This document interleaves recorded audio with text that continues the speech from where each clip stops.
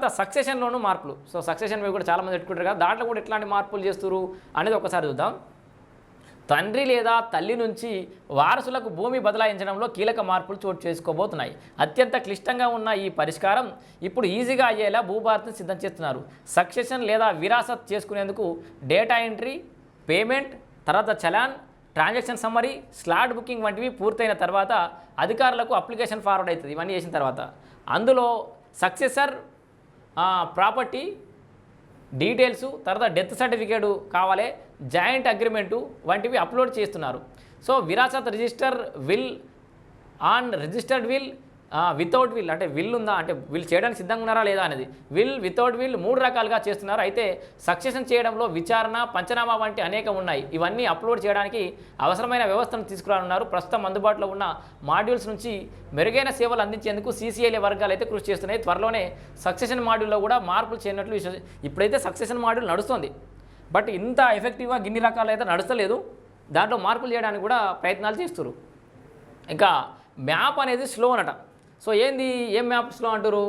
ధరణి పోర్టల్లో ఎన్ని గ్రామాల కెడస్ట్రల్ మ్యాప్స్ అందుబాటులో ఉండేవో అన్ని భూభారతిలోనూ వీక్షించవచ్చు. ధరణిలో ఉండే కదా కెడస్ట్రల్ మ్యాప్స్, మీ ఊరు కొట్టంగానే పలానా జిల్లా, పలానా మండలం, పలానా ఊరు కొట్టంగానే కెడస్ట్రల్ మ్యాప్ వస్తుండే కదా.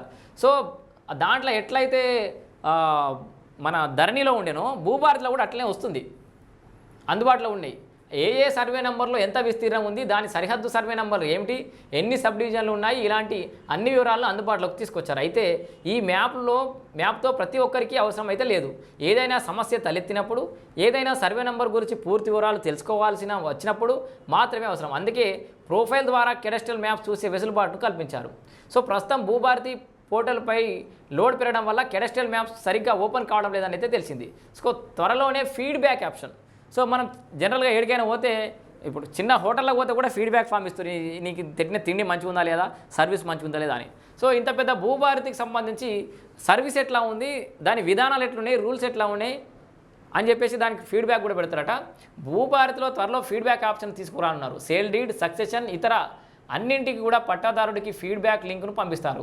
దాన్ని నింపి తమ అభిప్రాయాన్ని చెప్పవచ్చు. ఏమైనా అసౌకర్యం కలిగిస్తే ఫిర్యాదు చేసేందుకు ఆప్షన్ ఉంటుంది. తహసీల్దార్, RDO ఇతర అన్ని స్థాయిలో చోటు చేసుకుంటున్న ఇబ్బందులను ఫీడ్బ్యాక్ ద్వారా తెలుపవచ్చు. అది నేరుగా పోర్టల్ ద్వారా ఉన్నతాధికారులకు చేరుతుంది.